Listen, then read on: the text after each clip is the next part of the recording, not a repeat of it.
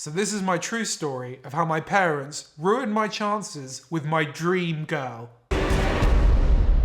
I'm 17 and I'm headed out to my mate's 18th birthday party, and I've got a fake Lithuanian driving license in my pocket to get me into the bar. It's going to be potentially the best night of my life. Out and about in this bar in Camden, and then I see these two amazingly beautiful girls in the corner of the bar. Eventually, I mustered up the courage and I was like, I'm just going to go and do it, and I'm going to go and speak to them. So I walked over and I started speaking to them. One of the girls, completely disinterested in me, didn't want anything to do with me. But the other one, for some reason, I don't know why, it actually went okay. She then asked me, Tom, how old are you? Which I thought, well, this is where it all comes tumbling down. I'm going to be outed. This is all over. I'm thinking on my feet. I quickly went, well, how old are you? And she went, 24.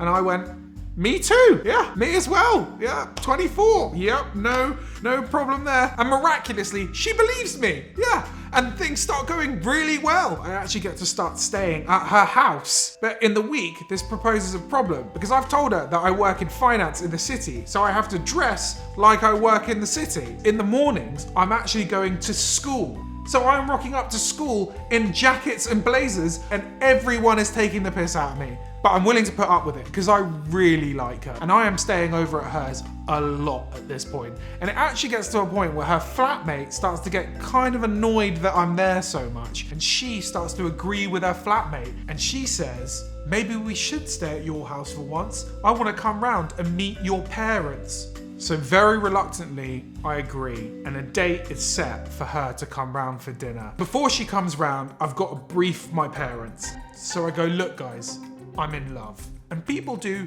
crazy things when they're in love.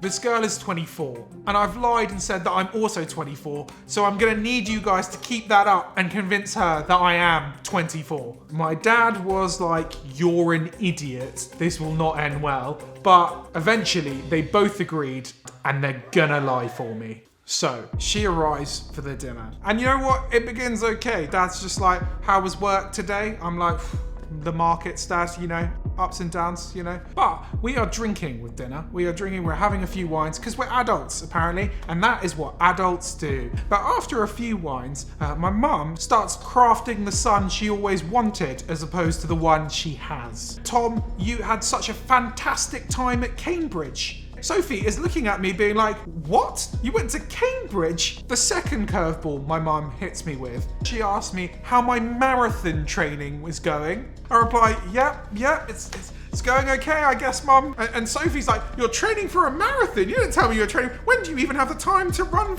and train for the marathon? Then my mum, at this point, really starts to take the piss. She lets slip that I play piano fantastically. I've never played piano in my life.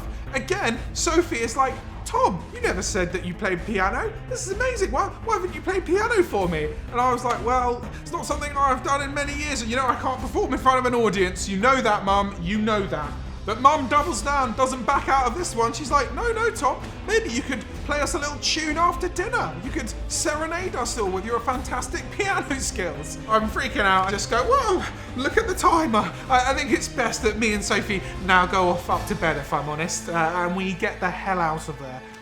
So we're up in my room and I'm freaking out because she is asking a lot of questions at this point. She's like, you went to Cambridge and you're running a marathon and you play piano? Why didn't you tell me any of this? I'm feeling so stressed and panicked that I'm gonna have to come clean. I start to convince myself that this is actually quite romantic, you know? I'm lying, but I'm lying for good reason. I'm lying for love. So I think, you know what? She's gonna forgive me and we'll move past this and that will be my life. I look at her and I go, Sophie, I love you and I want you to know that I love you, but I didn't go to Cambridge and I can't play piano. And I'll be honest with you, I'm not 24, I'm actually 17.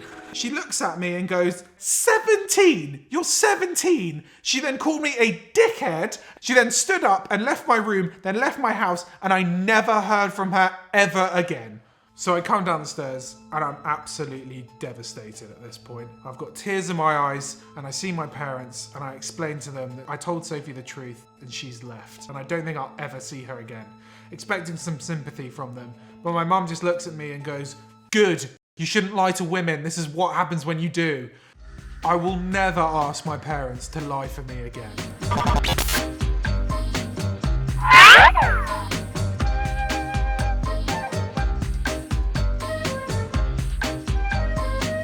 Bye.